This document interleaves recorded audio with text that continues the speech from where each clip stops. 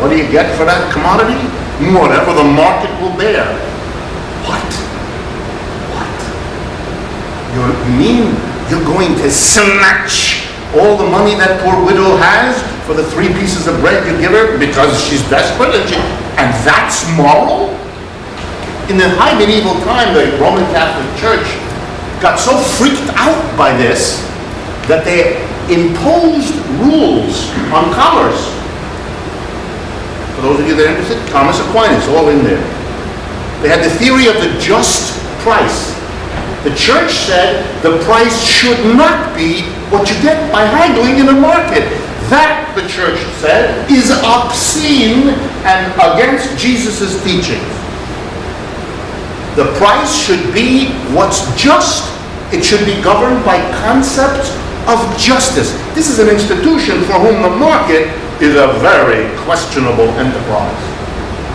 Since the market won and the church lost, that part of Catholic teaching is gone. The church, by the way, also had a very famous teaching called the prohibition of usury. You all know what usury is? Usury is charging interest for a loan. The Roman Catholic Church excommunicated large numbers of people for charging interest.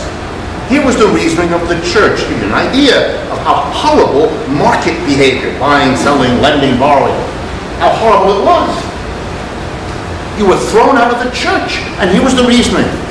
If a person wants to borrow from you, that person must be in need. And the good Christian thing to do when confronted by a person in need is to give him something. Not to give him something that he has to give you back more than you give him. That's disgusting, and Jesus will personally shit on you for doing that. You're out. You're gone. You're gone. Well, I didn't make this up. The market is a very contested institution. And when you pick up an American newspaper or you listen to television in which markets are presented as this fundamental institution that human beings have discovered because it's the best thing, this is all crap. This is the thinnest ideological junk imaginable and has been rejected by all manner of people in addition to Marx. But you don't need Marx for that. But it is true, Marx didn't like markets. But markets were not Marx's interest. It begins with commodities because capitalism in the Europe that he lived in had developed commodification to an extraordinary extent. And so he wanted to start with that, to recognize that, but he wanted to take his readers from a discussion of commodities to the very different question of labor, which you know from what we did last week is where he's going. And I want you to have that in your mind so you'll understand the logic of where we do it now, because I'm going to take you, like Marx does, from the discussion of markets to what the real issue is later. Sir? Yeah, you said earlier that Marx didn't really make an argument on market efficiency and inefficiency. Is there a reason for that? Did he find markets? No, he didn't make, no. He didn't make an argument about it in those terms. Marx never talks much about efficiency. The fetish of efficiency, the notion, excuse me, I shouldn't let my views show so bad. The notion of efficiency is one that Marx has little or no use for. So maybe I should give you a word, why. That comes from his training in philosophy. That's really not about economics. For a philosopher, particularly for a philosopher interested in mathematics, the concept of efficiency is absurd. It is an empty set. It's one of those things which, when you look at it, dissolves. Let me explain. What does it mean to say something is efficient? Basically, you do a lot of reading about it, but here's what you will get. To measure to identify something as efficient, here's what you do. You say, okay, I'm going to do this thing, it's efficient. And by that I mean the good things that happen as a result of it outweigh the bad things. I'll give you an example. A debate among Obama's advisors, should interest rates be lowered by 1%? If some of his advisors say, yes, we should. And the president says, well, why? The answer is, it's efficient. Well, what do you mean? Well, the good things that will happen if we lower interest rates, here they are, when you add them all up, are better than the bad things that will happen. Or to use the language of efficiency, which is often called cost-benefit analysis, you measure the benefits, you measure the costs, and if the benefits are larger than the costs, it's efficient. And you do it. And if the costs are larger than the benefits, it's not efficient. You don't do it. Are you all with me? Should the hospital in your neighborhood build another wing for cancer patients? Big public meetings and hearings, yes, no. And the hospital comes in and says, okay, we understand this controversy. We're going to bring in a cost-benefit analysis team. I've been on those. They have one very good virtue. Lots of pay, get money for this. So I do it sometimes.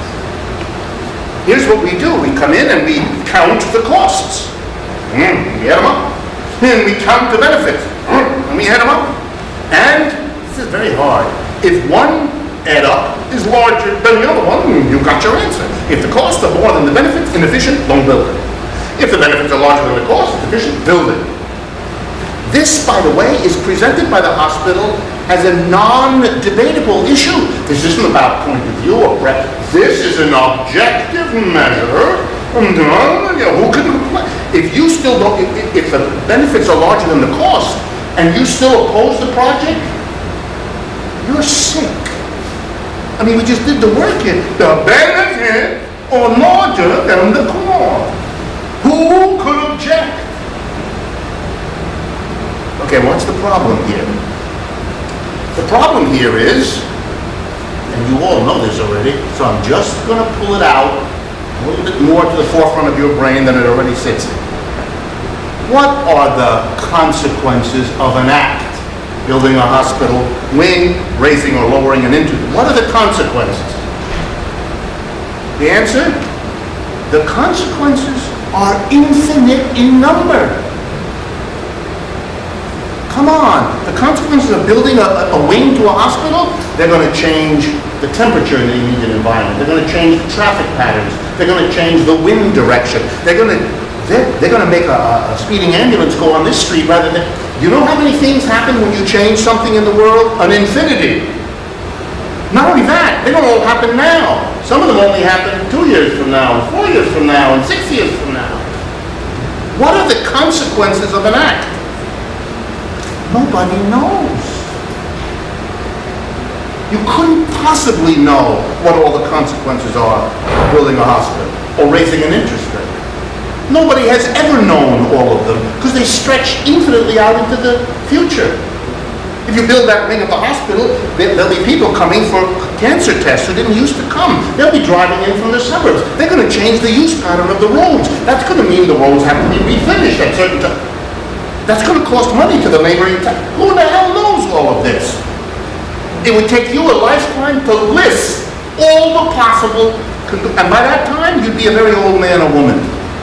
And you'd only be at the beginning of your task, because not only do you have to know what all the consequences are, but you have to add them all up. Value them. How are you going to do that? What exactly is the value of the extra 4 accidents a year that happen because ambulances are running this route rather than that one? What?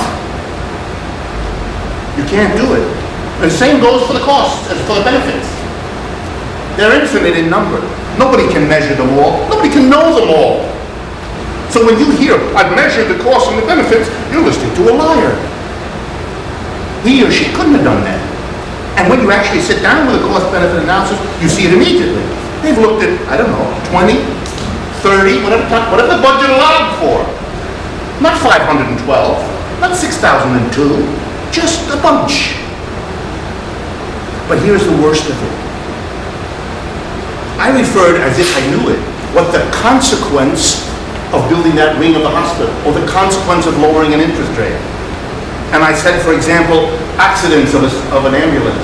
But of course, what I call the consequence of an act that I'm going to measure the efficiency of, I can't do that. I can't say it's the consequence just of what I'm measuring. Accidents over there with an ambulance happen because of wind direction, visibility, tire pressure. Wait a minute, all the things I say are consequences, costs and benefits resulting from something I'm measuring are never the results of only that. Other things play a role too. So you don't know whether the consequence of that thing you're measuring, the cost or the benefit, is really the consequence in that 80%, 40%, 20%, no percent. In other words, you can't do it. Nobody knows what all the costs and benefits of something are, and nobody knows whether those costs and benefits aren't the result of many other influences, which they usually are. Therefore, the statement, I've measured the costs and benefits so that I can tell you whether something is efficient or not, is a mathematical and philosophical nonsense. Some of you have heard the funny story about how very learned teachers in the Roman Catholic Church in the 13th century held debates all over Europe around the following question: how many angels can dance on the head of a pin?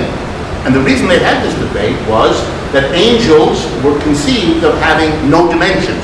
So they had no width and length, which raised the question, billions of them could be on the head of a pin since they have no dimensions. And we look back on that and go, whoa, smart people with a very strange question.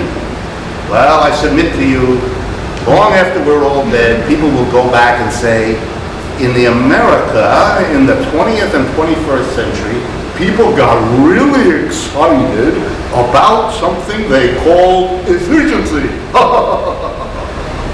And don't feel bad, it's all of us that they're making fun of, because it is preposterous. There is nothing there.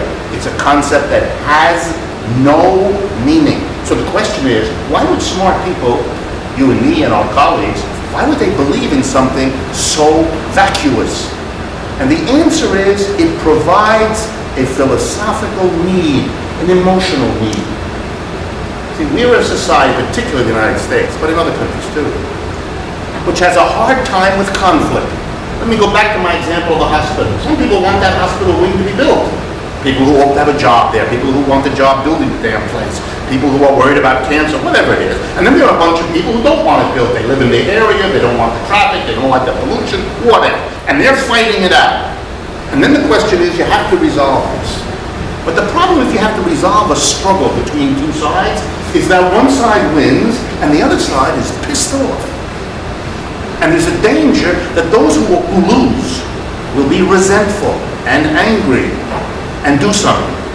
What you need is a way to defeat people that makes them then promptly shut up, to accept being defeated. Efficiency does that. We're gonna smash you, but it's not that we win and you lose. Neither of us wins or lose. It's that which is the universal truth that we all should bow down to. It's efficient. Efficiency in our culture is what in other cultures is said as follows: God wants it this way. So let's not fight, you and me.